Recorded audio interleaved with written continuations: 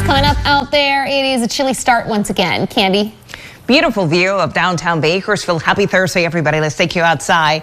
And we are sharing good news with you. We are going to see the winds die down later on today. All those watches and warnings also officially expire. So that is a good indicator that the winds are finally going to be much calmer. So beautiful view out of downtown Bakersfield. We're looking at a nice cool start, 37 degrees right now. Humidity is at 65% and the winds are calm. Now, let me show you this beautiful view out of Tehachapi. The sun is rising over the mountains, giving to a beautiful sunrise. We're looking at 37 degrees, humidity only at 30%, and temperatures around Kern County. Bundle up if you're about to head out. We're looking at 31 in Delano, 33 in Shafter, and 34 down in Fraser Park, in the 20s.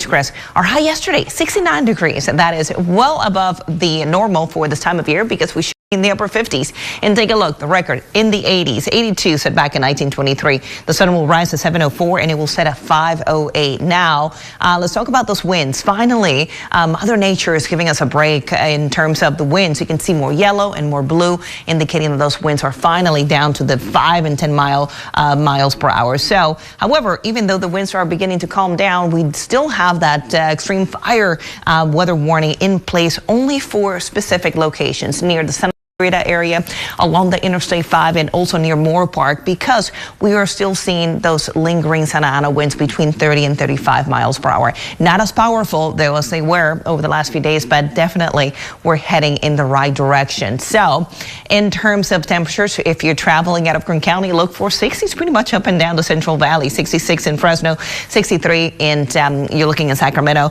in Los Angeles, in San Diego in the low 60s. Now let's talk about those weather headlines, because we are going to begin to see a much better weather pattern. Critical fire danger expires today. The winds are beginning to slow down. And yes, humidity levels will increase this weekend, so that they were extremely low over the last 8 to 9 days, and that contributed to those fires. So luckily, the weather pattern changing, slightly cooler as we head into the weekend. Overnight lows will be in the 20s in our mountain locations, so make sure you bundle up. In another wind event, we're going to be tracking that very closely as we head into early next week, and this is going to also increase the wind's velocity for us. Luckily, the models are suggesting it's not going to be as powerful. So right now, we still have that Rex block pattern in place. High pressure to the north, low pressure to the south. That system is the one that is going to move inland as we head into the weekend into Southern California, bringing a little bit more humidity, but no, unfortunately, in the forecast, in that foreseeable future, we don't any rain, at least for now. So let's talk about the temperatures today. We're going to be in the low 60s, and overnight lows in the 30s again up in the mountains in the Kern River Valley. 61 in Wilford Heights, 53 in Fraser Park, and if you're heading towards the Weldon area, you're looking at 63, 54 out in Tehachapi. Out in the desert, you're looking at 62 in Ridgecrest and 60 out in Mojave.